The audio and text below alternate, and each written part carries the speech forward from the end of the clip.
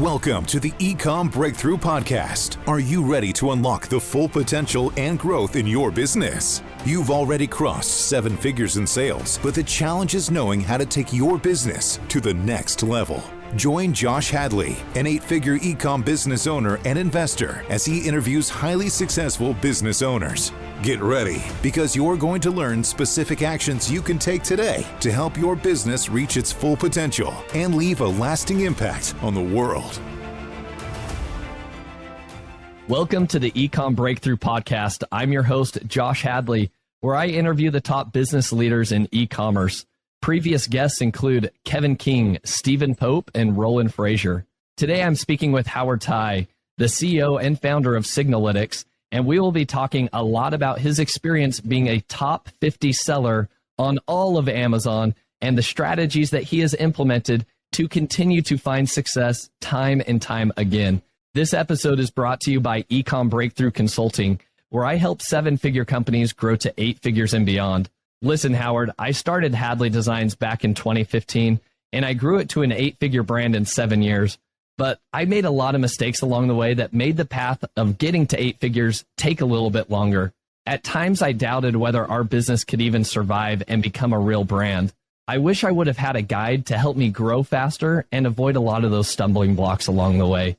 If you've hit a similar plateau and want to know the next steps to take your business to the next level, then go to ecommbreakthrough.com. That's Ecomm with 2 M's to learn more. And as a special bonus to my podcast listeners, this month I'm giving away one $10,000 comprehensive business strategy audit at no cost. All you need to do is email me at josh@ecommbreakthrough.com, and in your subject line, make sure you say strategy audit and kind of plead your case as to why I should choose you as the person to win this comprehensive strategy audit. And don't worry if you don't win this month, because you'll be entered to win for future months to come.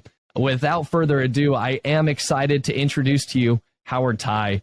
Howard is a former top 50 seller on all of Amazon, and his origin story as a seller is an epic itself. Between selling thousands of units of hoverboards daily and battling with Amazon Incorporated on Amazon, Apple actually, on Amazon, the story of his humble beginnings is a story too long to tell. He began his journey as an educator by single-handedly spearheading the training of Chinese sellers on Amazon. The insights that Howard provided and the tools he developed led to what many in the United States consider the Chinese takeover of Amazon. He has saved, started, scaled, and sold hundreds of businesses via Amazon and other virtual platforms, and he's done it time and time again. So welcome to the podcast, Howard. Well, Howard, your bio speaks volumes about the experience that you have. Obviously, you've had a lot of success on Amazon. You've taught a lot of other sellers, and you've been able to help them, grow their businesses and rinse and repeat. You've just had success time and time again. So, Howard, let's dive it all. Take it all back. When did you kind of migrate from eBay over to Amazon then? What year was that? We were actually doing really well. We were doing 8 figures before going to China, doing Amazon. We did, we did eBay worldwide. We're talking about worldwide. We were the first person to do eBay UK back then, when no one was really going towards that. I'm not sure exactly when it was, maybe 2006. Okay. And then we were going into different countries, First, local marketplaces in the United States, such as, I think it was Jet back then. You got Jet.com. You got I'm trying to remember, Rakuten. Rakuten, yeah. We got, what I think it was eBay. And then I don't remember exactly what other marketplaces. But then we expanded to other countries' eBays, other countries' local marketplaces, Prime Minister, Lazada, and Marlboro Libre, and so on. I remember there was a lot of other countries had really small little marketplaces that we were in. So mainly we're marketplace heavy, as well as on the side we created our own websites to facilitate some of the orders and stuff like that coming in, not just marketplaces, but but also websites. And then from 2009, I wanted to kind of go to China because I just felt like we were doing wholesale back then, right? We're doing all these like MP3 accessory, netbook accessory cases, and we're saying, I'm shipping it from different factories. We were not consolidating it enough. We weren't able to put a lot of our stickers back then, because back then it was really everyone wasn't into like helping you label it a certain way because they didn't know.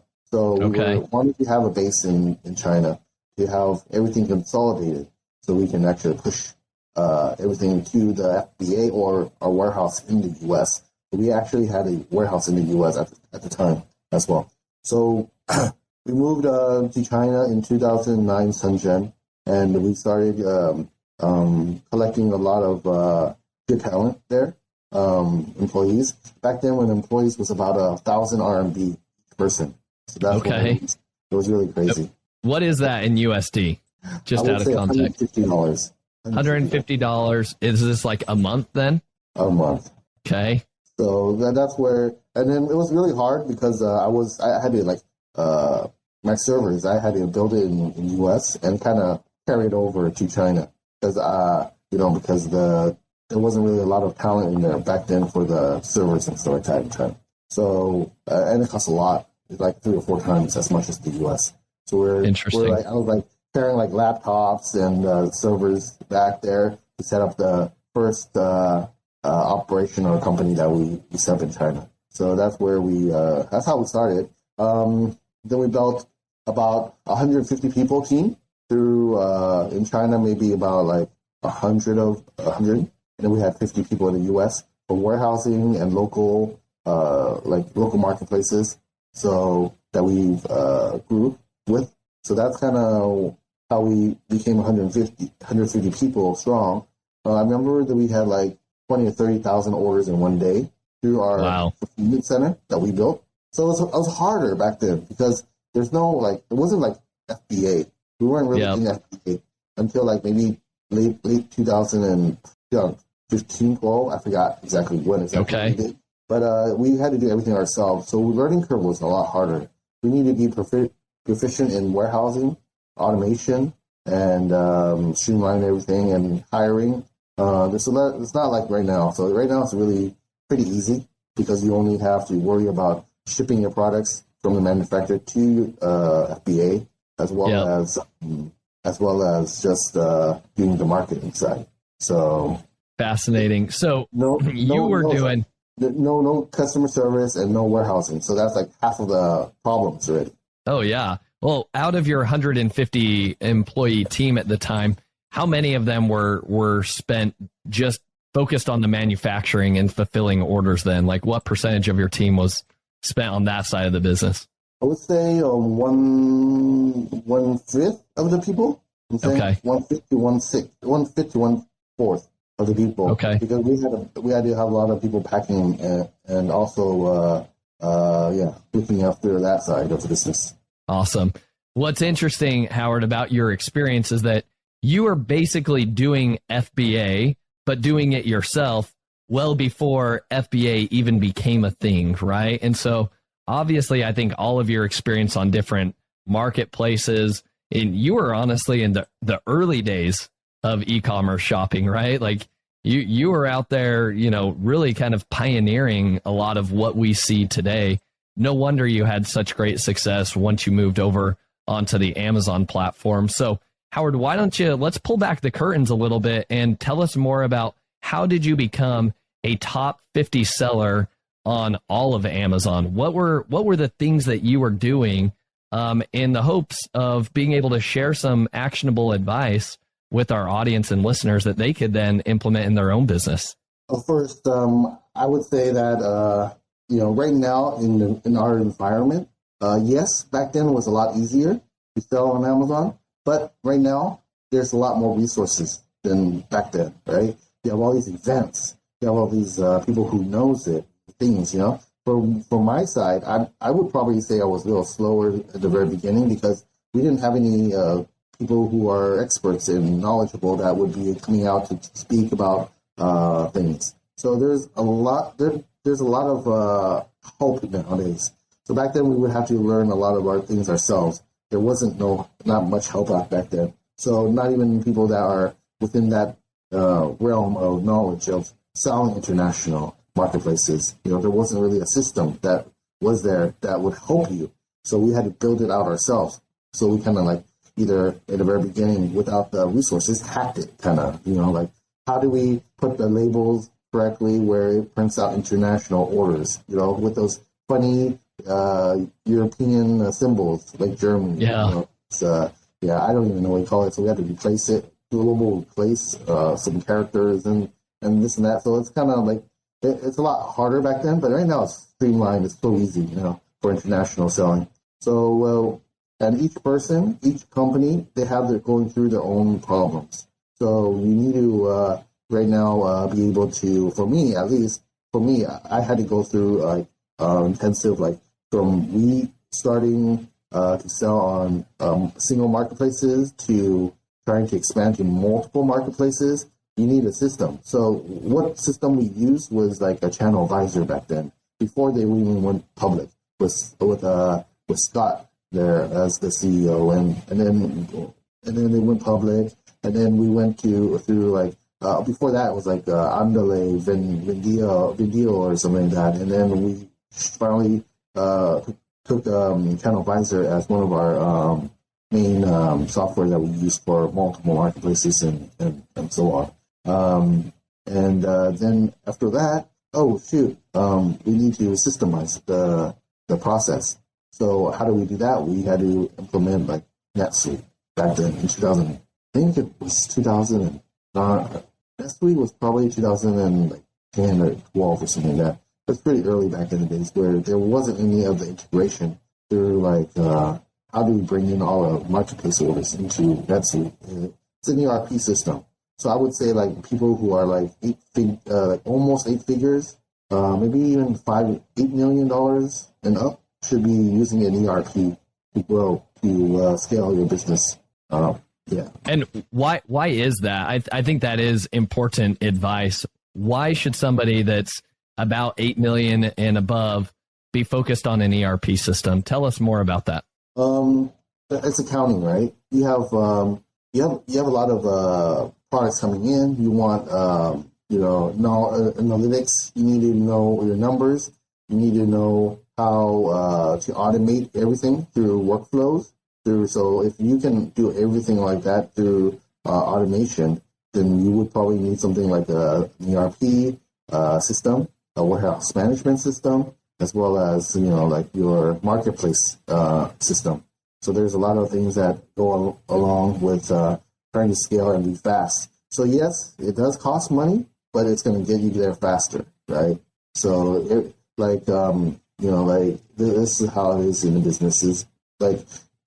Things cost money, but it will eventually be more lucrative or be able to scale faster. You have employees, you get like cheap employees, let's say, here you would get like someone like maybe, I don't know now, it's like in the US it's probably like $4,000. That's the minimum wage right now, I think. So back then it was like a lot less. It was like $6 to $8, but in California. So, you're not going to get someone to be able to help you, at that price. You need to really actually find people who actually has the talent, has the knowledge on things, and be able to hire them, and then be able to help them with their knowledge already, come in and absorb their knowledge in the company, and be able to help build out the building blocks within your company that needs it. Yeah, makes a lot of sense. So as a top 50 seller on Amazon, what do you attribute a lot of your success to? Was it, you were really good at finding, trending products? Or was it, you guys had some amazing ways of like getting external traffic to your listings and just like your marketing was incredible? What do you attribute most of your success to becoming a top 50 seller?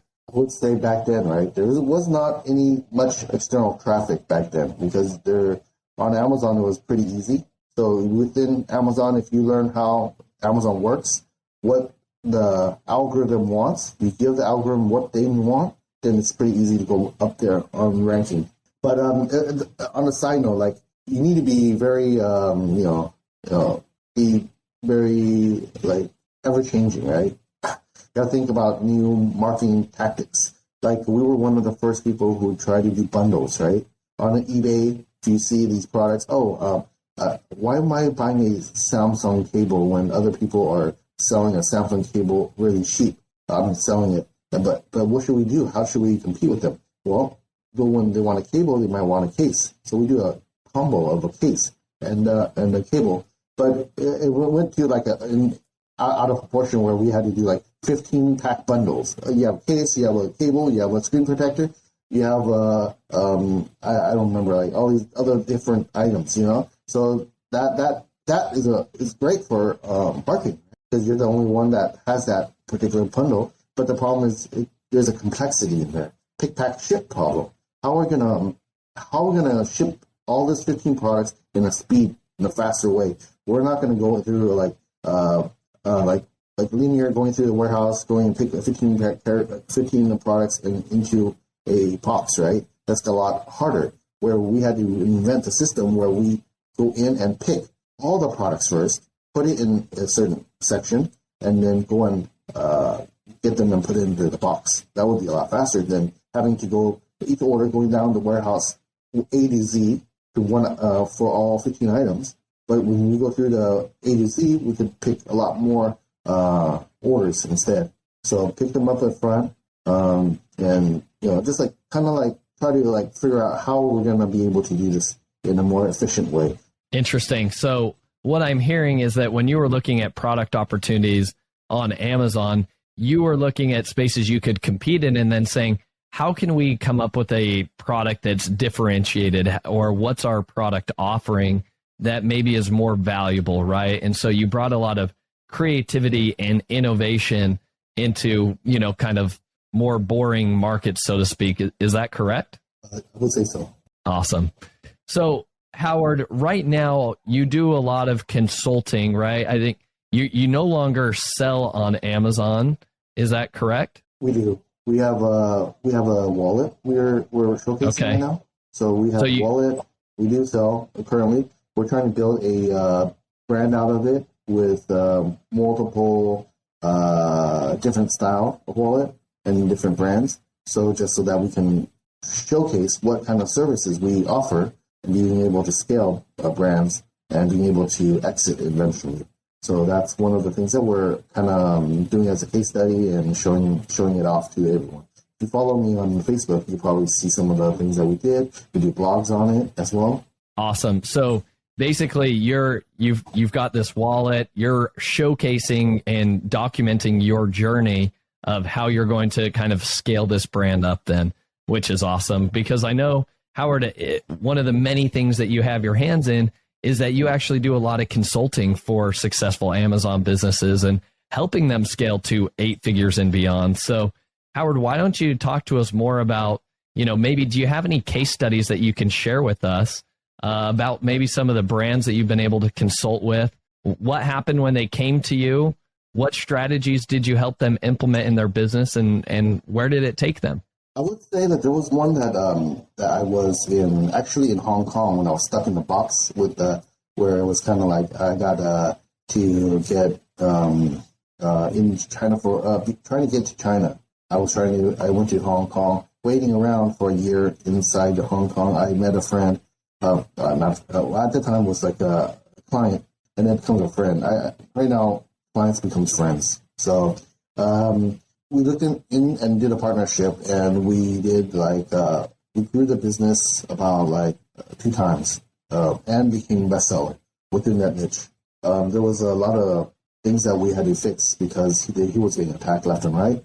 Build out a team, making sure there's SOP involved, and then KPI for the employees, and make sure that we also know how to do the marketing correctly as well. So we did that. We created. It was like the growth was probably 100% within time. Maybe it was from 6 to 8 million to about 15 to 15 million, maybe something like that. So awesome. So it was really a good case study because it's a lot faster, right? The hardest part is when you start up, you don't have all the reviews, you don't have all the things in place that you need. You don't have all the logistics solved or manufactured solved or pictures done. There's a lot of things that probably it'll take you like 6 months to kind of have everything in place, and then the other time you're trying to rank. At this point in time, back then it was easy. Back then it's like a year ago, but I mean it was a little bit easier because Amazon changes every day. It feels like.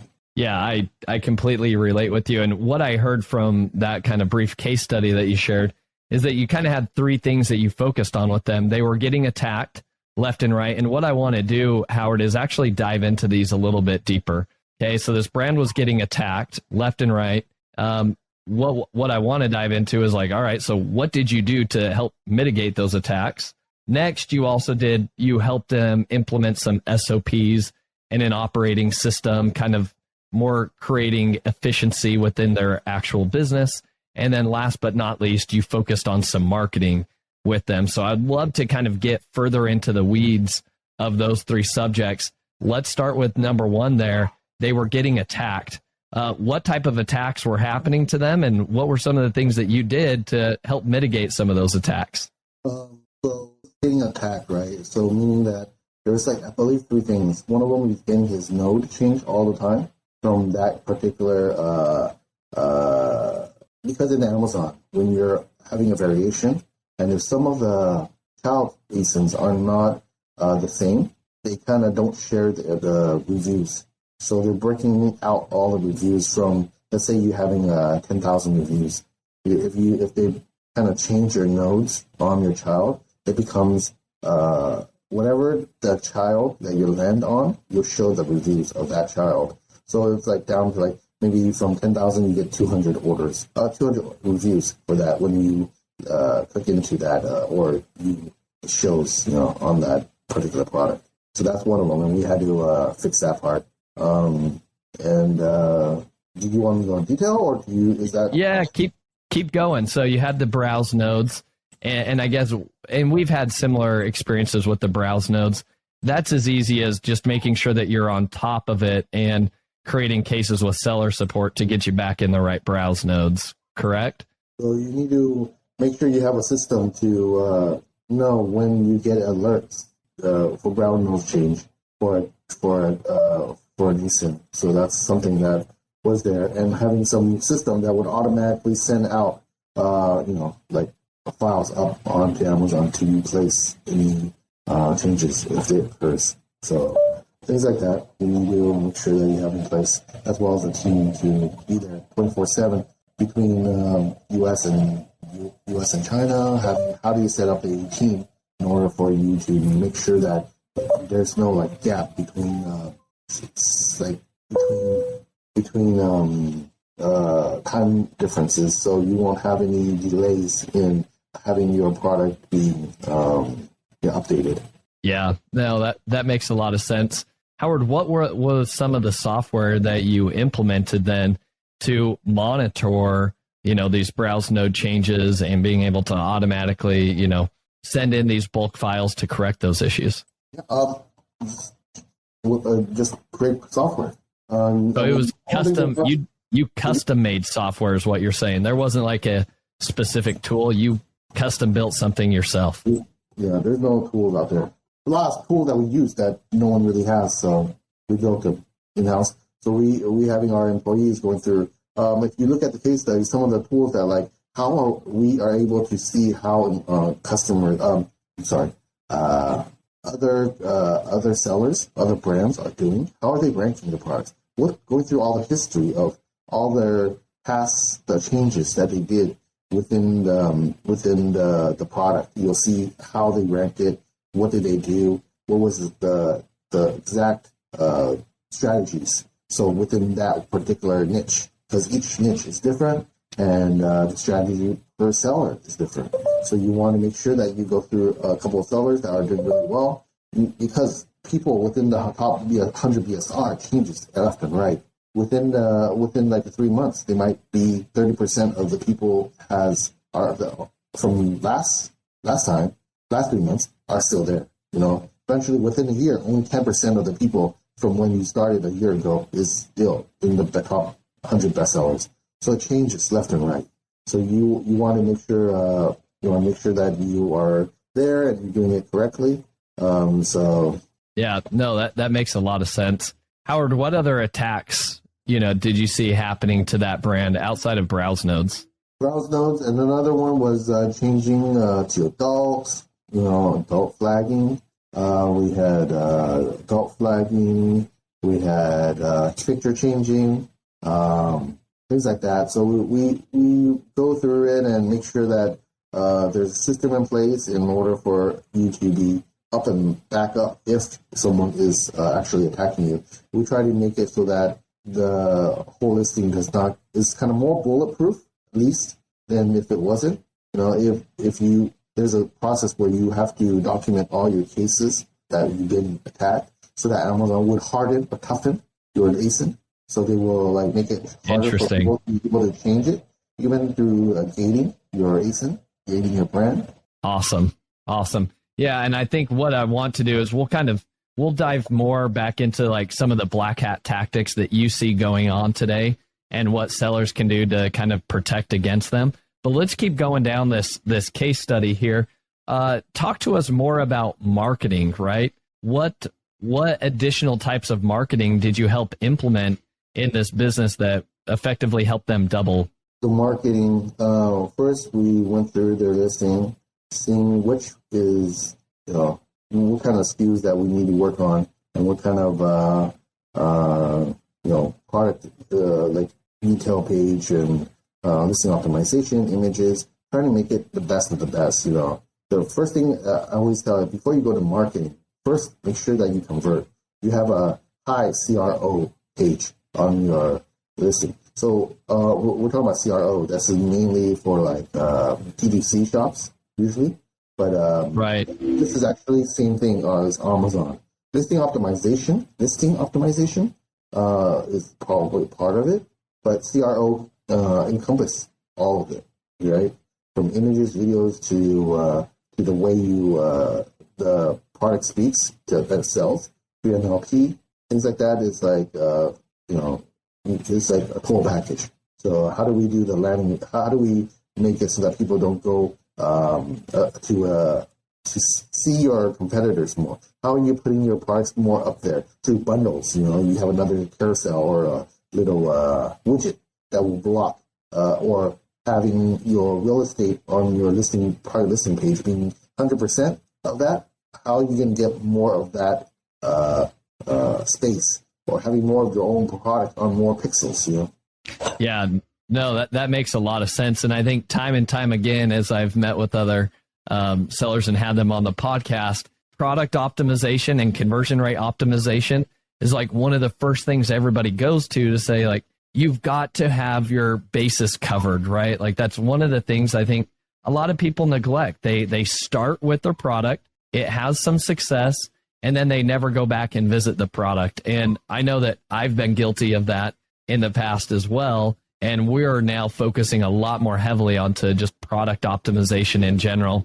So Howard, I would love to hear from you. Do you kind of have an order of importance in terms of, when you are needing to optimize a product for conversion rate, right? What are some of your go-to items or to-do list that you're going to look at to optimize a product?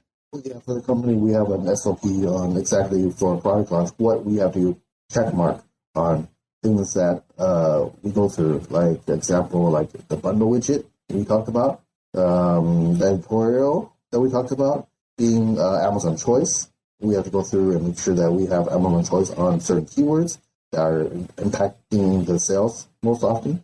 We want to make sure we have as much badges as we have. We have to make sure that when you look at the page compared to your competitor, we stand out. So it's all about when you're seeing CRO, right? We're looking at CRO in the sense how do I make sure that when someone looks at my page, my product listing detail on search, how am I going to be standing out? First of all, it's our pictures, right? They see the pictures. Then they go see in the, maybe the front title. Then they go see in the how many promotions you have, how many coupon clips you have. Do you have are you new release? Are you a bestseller? What are you? And all those other little things like the small business and I forgot what the other things are. We go through and make sure that we have everything. So we stand out. And then when we stand out, we structure pricing. That's one thing. And then we go in and people click on it. So getting a high click-through rate compared to your competitors, like a funnel, and then through a product display page, how do we make it so that people are actually buying our products and not leaking out to the rest of our competitors, So that we call it leakage. We have a lot of leakage on our page. So how do we do that? If you look at Anchor, you look at the product, you look at going to the product display page, you'll see that all the products sponsored is all theirs, all the Anchor, and all the other products. You'll see the click and bought together, all anchors, anchor products. You see a lot of videos, you see a lot of I'm on a post, you're all over the place. You're not letting your competitor come in and squeeze in. You got a good product defense. You have a good, strategies, things like that. It's like so much stuff that you can do that people are not able to do. Most likely, any 7 figures aren't doing it already because not even 8-figure sellers I see out there that are doing it to 100%. There's a lot of things that you can optimize inside of the CRO wise, right? That's just another, when you're talking about marketing strategy, sorry, my light's off. When you talk about marketing strategy, this is something that is a must. Yeah, I love that. And then no one even does deals, no one knows how to even do deals from what I can see. They don't know how you can rank your deals onto the deal page, right? I don't think anyone that I know knows how to do that. So there's so much stuff that is taking is not even they're not even doing, and they're trying to bring in external traffic where they're not even doing the basics principle of CRO. Yeah, I completely agree with that thought process where people haven't even optimized and squeezed everything out of their detail page and product optimization, but yet they're chasing the new shiny object, which could be Google ads or TikTok ads and driving all this external traffic. And it's like, whoa, bro, let's go back to the basics here and focus on our conversion rate optimization.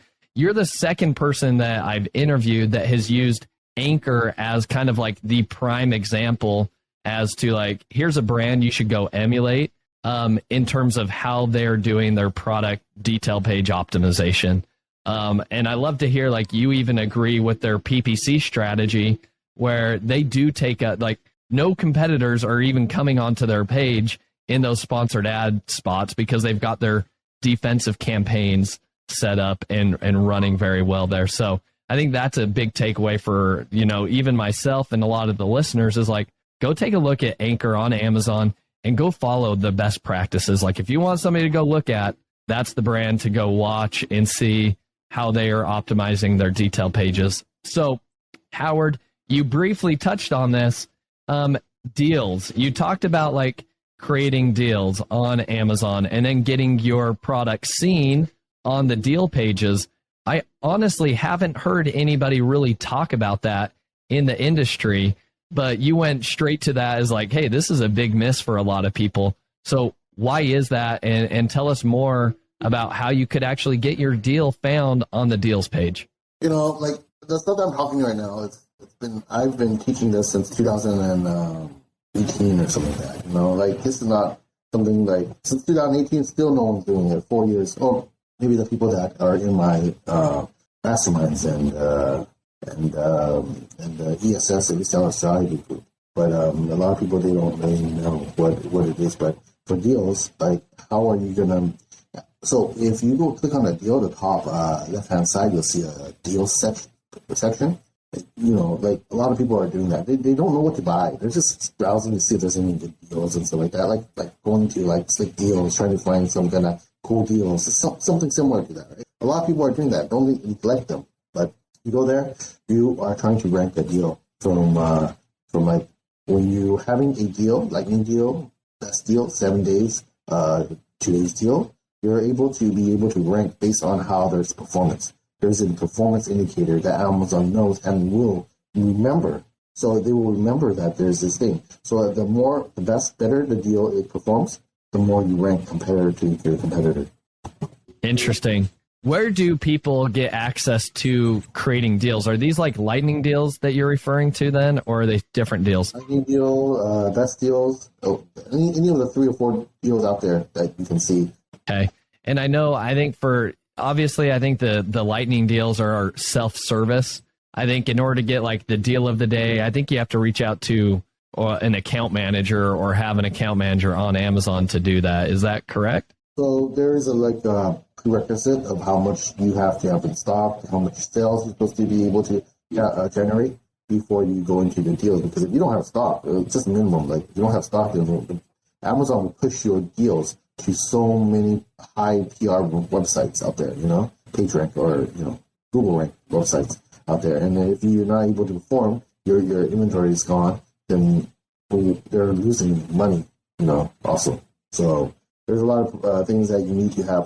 For us, we always get the best Chili's deals, on our products back in the days when we were selling and stuff like that. You just need to build your trust within Amazon, and Amazon will come in and find you. So they're the one that found us to be the hoverboard.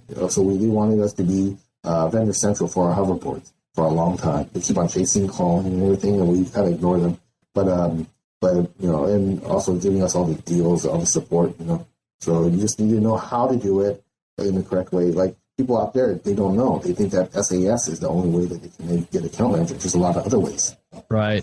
So there's a lot of things that people just need to be able to network outside, be able to talk to more people, to hire like we say, your network is your net worth.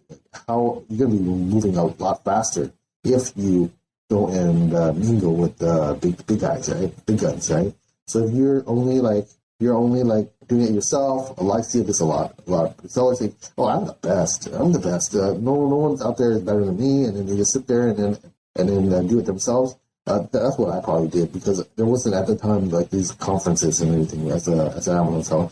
I'm just doing myself, everything like that. I have to learn it myself. I'm sure I could do it a lot faster if there was a lot of like-minded people where you're using your brain, right? You're only one person. You can only process that much stuff in the same time, and then you only incur that much problems. But if you have 100 people in the room, or let's just say 50 people in the room, or 20 people in the room, that is using their brains and using and already done this kind of problem before, and then you get, how do I fix this problem? You'll probably take 3 months to try to fix this problem, but they already done it before, and you can fix it in a couple of days.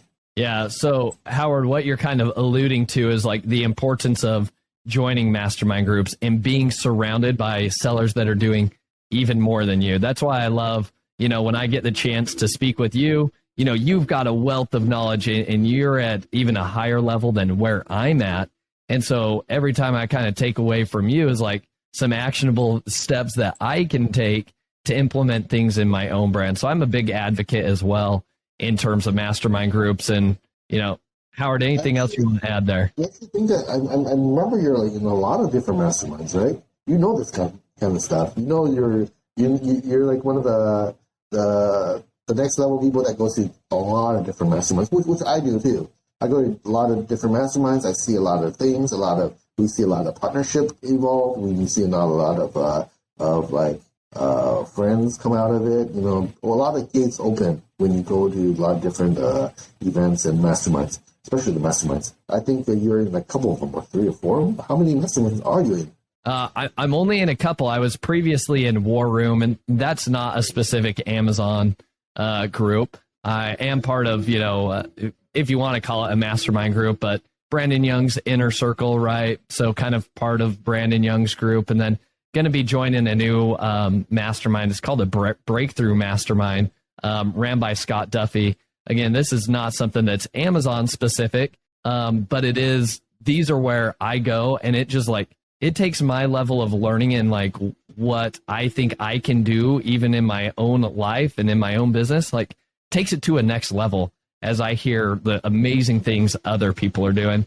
I was listening to Alex Hormozzi's podcast too recently, and one of the things he talked about is he went to a mastermind event. He heard somebody speaking on stage that was doing like, I don't know, $300,000 or $400,000 a month doing something. And Alex wasn't overly impressed by this gentleman. He was like, wait, if this dude can generate $300,000 to $400,000 a month, I know for sure I could do that and more. And so I think like, you know, there's different things that you'll learn when you come to a mastermind group. The networking is there, but it's also just like you'll have some huge mindset shifts. So I'm a big advocate of those. Howard, I think this is a good time to kind of talk about your mastermind. You do something with the Elite Seller Society, and you have a mastermind big, you know, kind of event that you do once a year, I believe. This is something that I've been very interested in. I keep asking you about. I think every time I talk to you, I'm like, hey, do you have the dates and do you know where you're going yet? So tell us more about that and what is it all about? What content are you sharing? So the Elite Seller Society is like a mastermind that I created.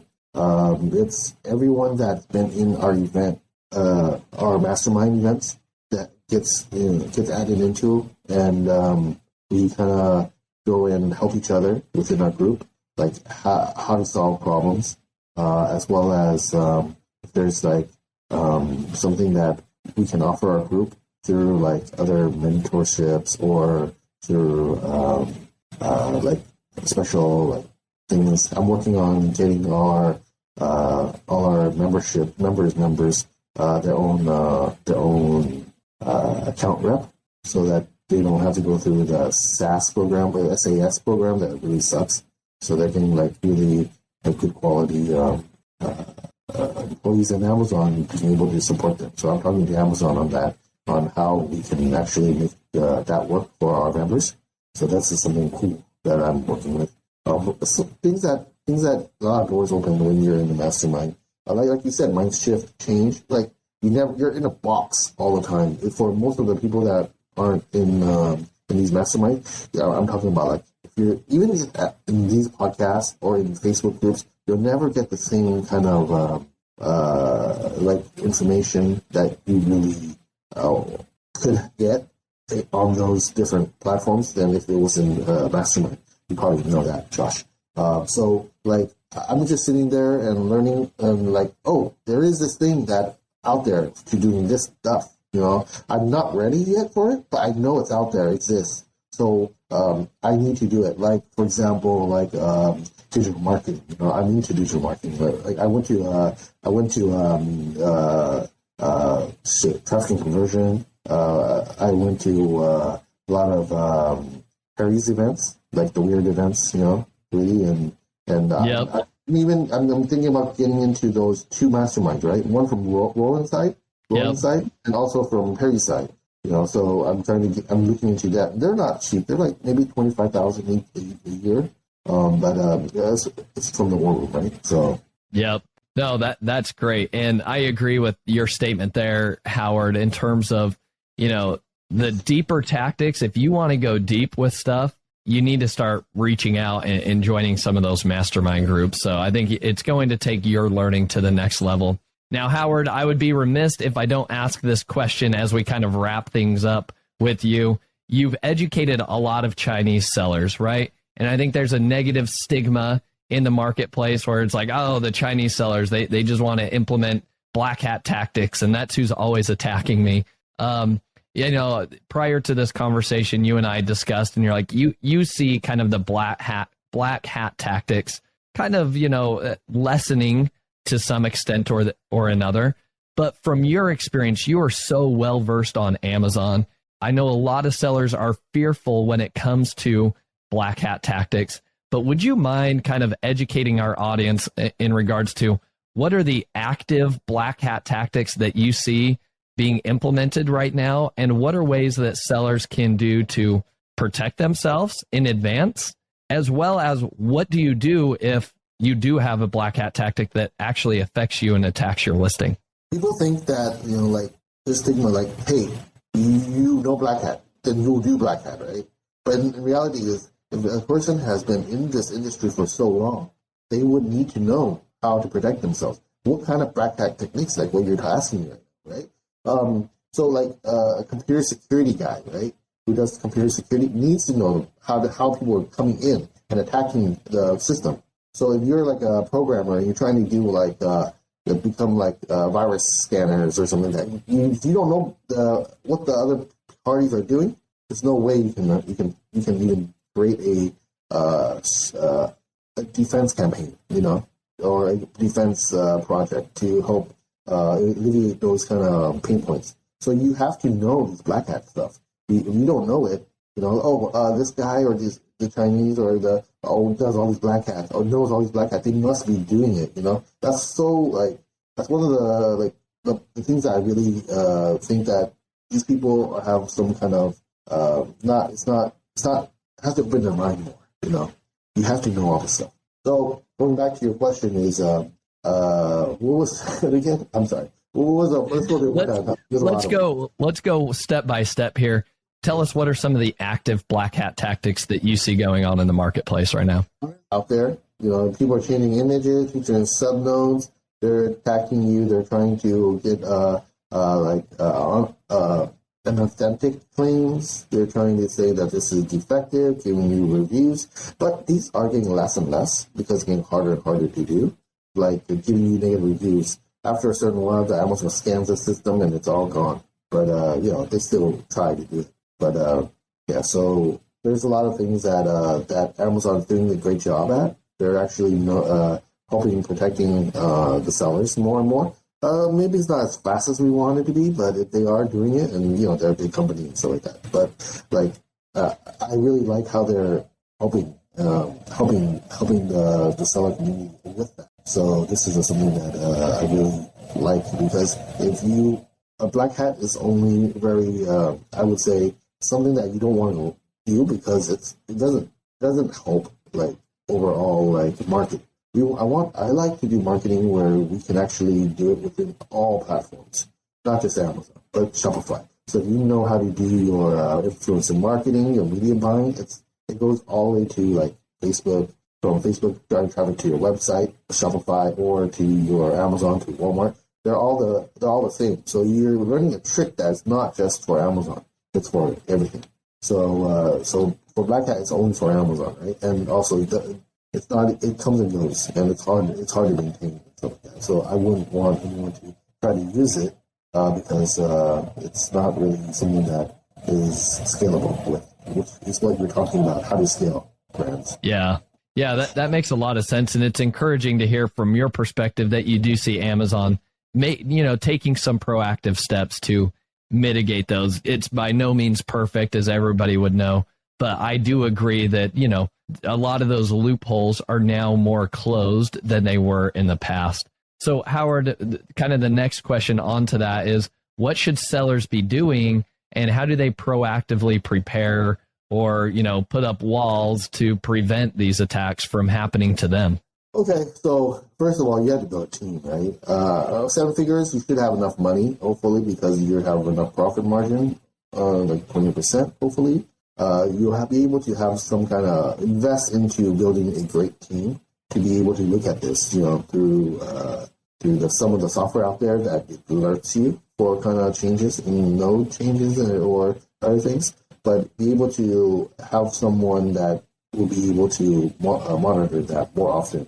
Make sure that all your products are secured, meaning that you're listed in all different countries of those with Amazon in there, so that no one can insert keywords or insert some kind of image changes into your product. Make sure that you have all your fields inserted. So maybe it doesn't seem, it's so tedious, but a lot of the fields are searchable that you might not know. They're searchable and viewable. You should go into your category. If you are serious about expanding in Amazon, you should go into your category and make sure that all your fields are tested. Is this searchable? Which fields within this subcategory, the flat file, which of these are able to be seen? I used to do Howard 1, Howard 2, Howard 3, Howard 4, with no space, and then search. Can I see Howard 1, Howard 2, Howard 3, Howard 4? And then I see which one of these fields are open that are viewable or searchable. After I see if any of these are seen on the PDP page, okay, I know these are marked down. These are actually viewable. And then I go in and I search on the search bar. It's like Howard 1, Howard 2, Howard 3. Are these searchable? So you can insert more keywords in there, and you make sure that, you have a highly searchable and viewable page. And things like that. It's like something you need to do. Yes, it's a hassle, but you talk about a particular subnode, right? It's worth it. It's not even that much work and there's a lot of benefits coming out of it. Even with more characters that you can put in to be searched. Yeah, I think that's really interesting. So what you're saying is like on the back end of Amazon, when you're creating your listing, right, there's a ton of different fields in there, right? And I think, sellers are like, well, these are the minimum requirements to like, I got to get my bullets, my description, my search terms in there, right? Everything else, it's not worth the time. What you're saying is like Amazon is actually showing some of that content on the detail page. It's blank if you leave it blank, but it leaves room for hackers, so to speak, to implement their black hat tactics on your listing by uploading those bulk files or feed files and, manipulating some of that. So that's what you're saying is like, just make sure that all of those fields are filled out and seeing what is searchable on the actual detail page, right? Is that correct? Also, the things that you filled out on that page can reflect the searchability, not just the search bar, but also on your left-hand side. You see the filters on when you're searching for products. The filters are there. Like you'll see if you put it in correctly, you'll get more eyeballs because when people filter it, they will be able to see your product. Okay, so you're also saying like when you're in your browse category, right? Let's say you're looking for a toilet, let's say is the most recent example, because we had to replace some toilets in our house. So I went to Amazon and I was filtering on different sizes of toilets, right? So is it a 22-inch toilet, or is it elongated, right? Or is it kind of your standard round bowl, right? Those are your like standard things, but on the left-hand side, if you're on desktop, there's those like filters that you can filter by, right? And if you're not adding that content in there, like, hey, this is an elongated bowl, when a shopper like myself goes in and says, hey, I'm looking for an elongated toilet bowl, like you're not going to show up, right? Because Amazon's like, well, I have no idea. You didn't fill out this field. All right, Howard, this has been awesome. You've shared a lot of advice with us. And so I've got my final 3 questions that I like to ask everybody. But before we do get to those final questions, I love to leave the audience with 3 takeaways, actionable takeaways from each episode. So Howard, here are the 3 takeaways that I have noted. Let me know if you think there's something that I'm missing. Number 1, one of the things that differentiated you as a top 50 seller on Amazon is that you were unique in terms of the product opportunities that you sought for. Right? You were one of the first ones to create bundling opportunities. You didn't just say, hey, look, this guy's making a lot of money selling, cell phone cases. I'm just going to create another Me Too product of cell phone cases. Instead, you're like, hey, here's the cell phone case, but I'm also seeing a lot of frequent purchases with this HDMI cable. Let's give it away as like this free add-on. And now we've completely differentiated ourselves. So becoming creative and innovative with your new products that you're bringing to the market. Don't just look at Amazon and say, hey, this is what the bestseller's doing, so that's what I should create. Instead, say, this is what the bestseller is doing. What else could I do to beat that guy and make this an even more compelling offer and help the end consumer? If you're serving the end consumer, you will always win. Action item number 2, I would go back to listing optimization. And Howard shared he rattled off a lot of different things that you can be doing with your listing optimizations. The standard stuff we've already heard about is like, all right, your images, your title, your bullets, your description, A+ content. That's well and good, but Howard also added on some additional information that I think are some easy wins for people to add on today. If you haven't introduced bundles, virtual digital bundles for your product, it's free and it takes up more space on your Amazon listing. Make sure that you got your virtual bundle set up.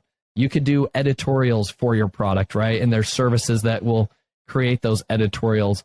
There's ways that you can run promotions, right? Getting on the deals page, creating lightning deals, creating coupon codes, getting the strike through pricing.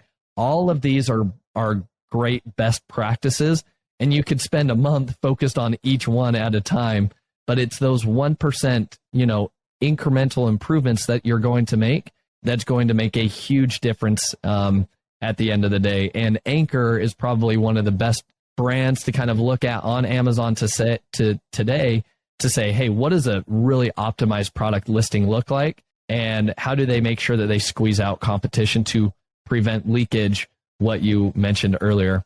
And then last but not least, I would say an actionable takeaway is that people need to understand the black hat tactics. Go and understand what are the black hat tactics, not for you to go implement them in your own business, but you need to be aware so that you're not caught off guard and you're the one who is susceptible to getting attacked, because a lot of these black hat tactics can actually be prevented if you're just a little bit more proactive with your listings, right?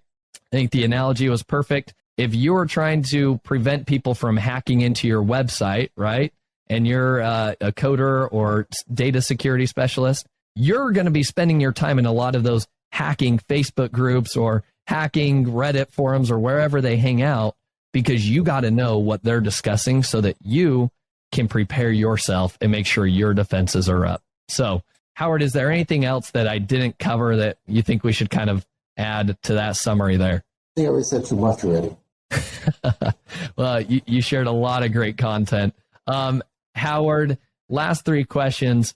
To begin, what is the most influential book that you've read and why? Okay, so the book I would say is a classic. This is called The Art of War by Sun Tzu. This is actually, I'm always reading it over and over again because it's so deep, right? And it helps you mindset shift like crazy, because then you actually know there's more than just doing one thing. You want to look at the bigger picture from the outside. So not just within a box, just sit there in a box and do your thing, but you have to go look at it from different angles. So this is, in theory, this is one of the best book, and the book that I'm still, after all these years, I'm still listening to it. If you have a competitor, how are you gonna take them down? Art of War is the best book to look at, to listen to.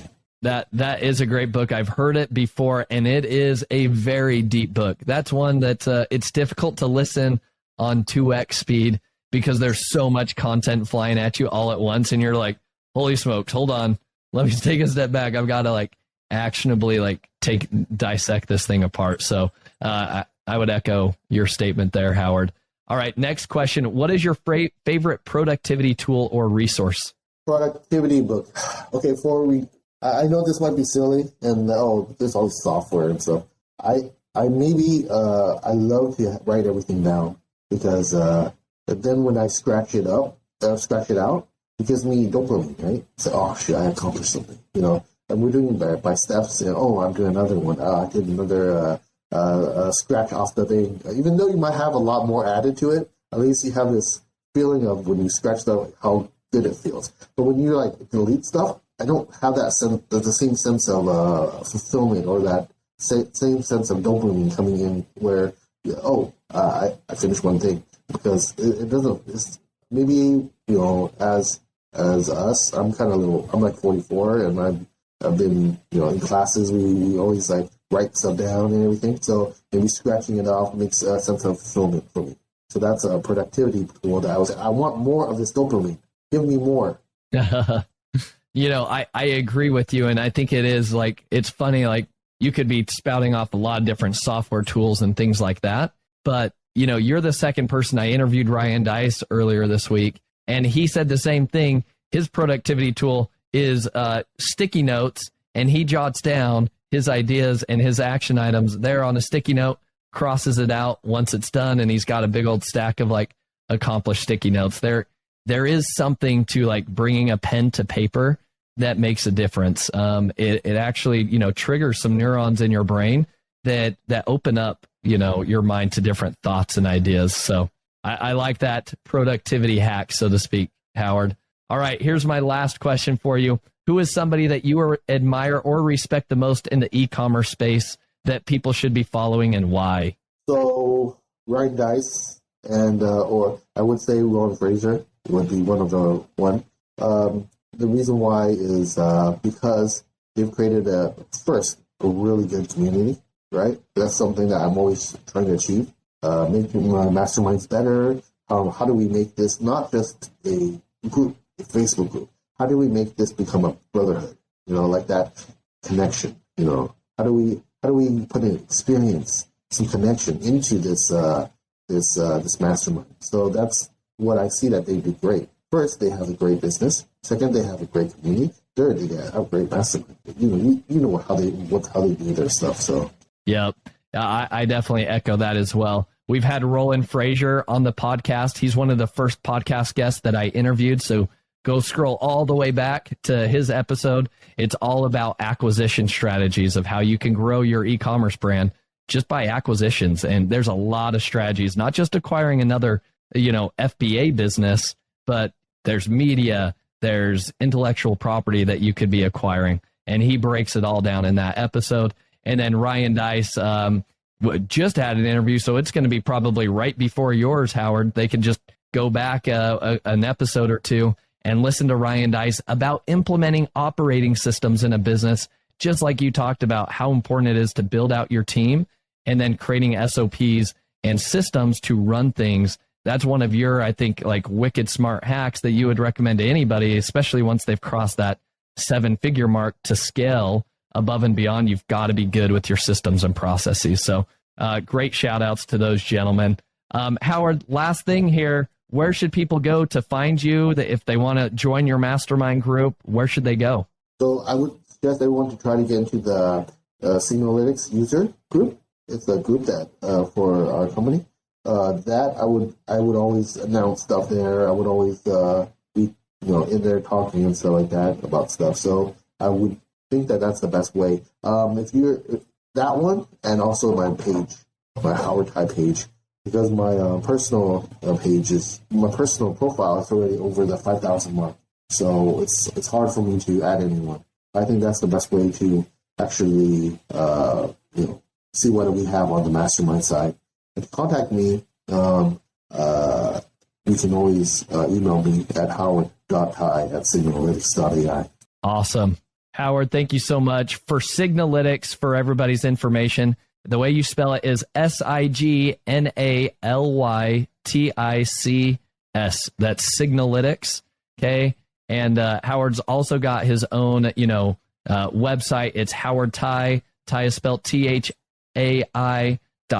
So go check him out. I'm going to be continuing to follow you, Howard. Look forward to joining your mastermind events and groups there. And so thank you for your time today, and looking forward to touching base again in the future with you. Thank you for having me. Thank you for listening. Visit ecommbreakthrough.com for more information. If you've enjoyed today's episode, the best way you can show your appreciation is by clicking the subscribe button and quickly leaving a review. See you again next time.